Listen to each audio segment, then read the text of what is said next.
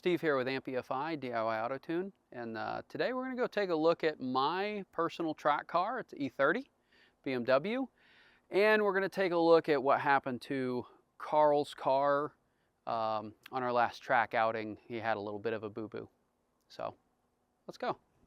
Our lead engineer keeps giving Curtis a bunch of crap about his Ranger, so let's take a look at the Ranger that Kurt has. Behold, the Ranger. The only purpose this serves is to strip the cab and what's left of the truck off of it, and this is the donor vehicle for the frame for the Jeepster project. So we'll move on. Okay, this Fox Body we keep around for development purposes because we do sell a lot of Mustang ECUs. And we're Fox Body guys. We have a soft spot, especially for a notch. This one unfortunately got whacked in the quarter panel back here, but you know, we won't hold that against it. When we get done with some product dev that we're going to use this car for next, we are going to put an angle kit on it and see if we can hit a wall again with it. We're going to take it drifting. This is my E30. So Carl, our superlative fixer, one of our engineers here, was nice enough when we first took over the business to let me borrow this car a lot when I was first learning. When Carl decided to move up to an E36 platform from the E30, obviously I took first right of refusal and purchased the car from him. So this is now my personal track car, makes all of 135 horsepower. And it's a momentum car, which is best to learn road racing with. I actually had a little bit of an accident on our last outing on last Friday at Road Atlanta. The track was cold, and I was driving with a little bit too much confidence that morning. On the second track session, it was probably only 34 degrees outside. And at the top of turn 5 at Road Atlanta, if you're familiar with it, you know, it's a fast left going uphill, so you get extra traction. As soon as I hit the bumpers on the right side of the track, the suspension kind of unloaded, and I did not. The car just spun around. Luckily, I hit the wall doing about 10 miles an hour. I was able to slow it down and crack the lens. Oops. And so everything's okay, nothing important got damaged. That's the important part. Of course, I was wearing my full fire suit and all my safety equipment, my helmet, so I was fine. So I decided to just kind of shake it off, and session 3, I went out and coming in to turn 10A. Now turn 10A is after a long straightaway. This car gets about 120 miles an hour. And on my heel toe from 5th to 3rd, coming into turn 10A, the clutch decided to just explode and come apart. And that was the end of my track session. So having on lap 3, I wasn't very happy about that. So the car's down. I'm just going to do a lightweight flywheel, clutch. We're going to do a 9 Lives Racing wing on the car, and I'm going to do a plywood splitter for the front. A little bit of aero, maybe make it a little bit more confident in the turns. That's my goal. We managed to snag a stainless steel long tube header out of the junkyard last time we went. So we're going to take the stainless steel header and put an O2 sensor in every runner. We're going to put an EGT in there, and I'm going to do some cylinder balance tuning and some more product dev. We have some more stuff coming. So when I get ready to do that, we'll make another video about it. Really, really excited to get this thing dialed back in and make 140 horsepower with the exhaust change, and maybe go a little faster, maybe set a new personal best. All right, we're gonna go around the other side of the building and take a look at Carl's E36. That one's gonna take a little bit longer to fix, unfortunately. So how long do you think it's gonna take to actually fix this thing?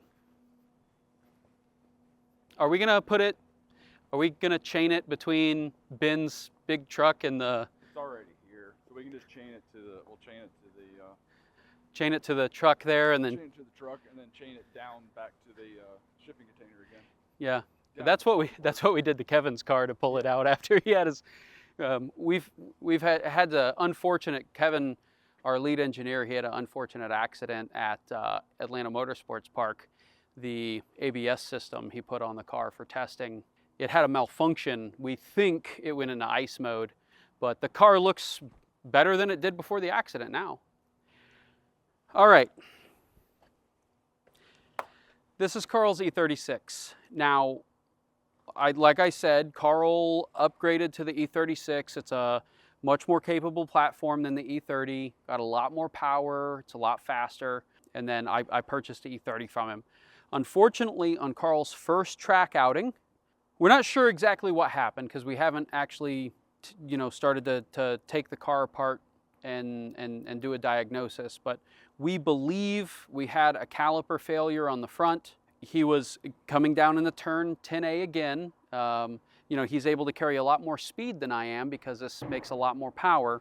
He thinks the right front caliper locked up and it pulled him into the wall there before the turn in at 10A, unfortunately. His first track outing with the car, so hopefully it'll be easy to fix. Let's take a look at what happened here. So, unfortunately, it broke the A-arm.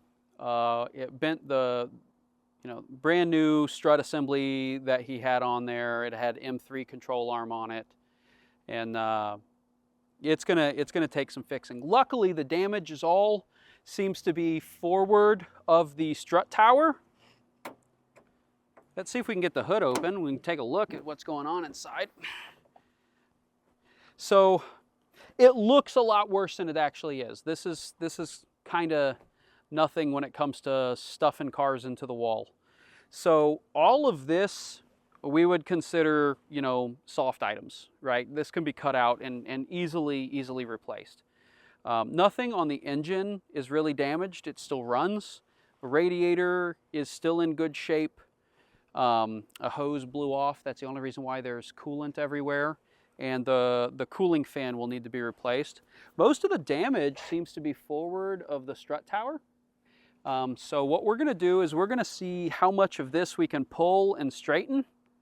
And if we can't get it straight, we'll just cut it off and find the parts from a donor car in the junkyard, and we'll graft it back on and get this thing pieced back together. I'd say, if we actually work on it, which it's hard to find time to do things sometimes. If we actually work on it, we could probably have this thing race ready again in 3 or 4 months. So unfortunately, it's something that's kind of outside of Carl's control. We need to figure out what exactly happened so it doesn't happen again. It would really be a shame to get the car back together and then have a similar accident. And that means we need to inspect, was it the ABS module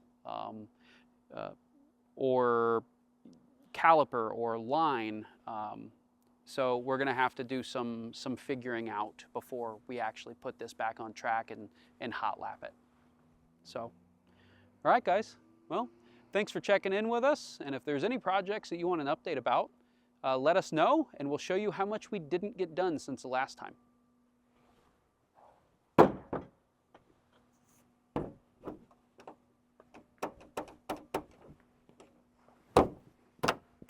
There it goes.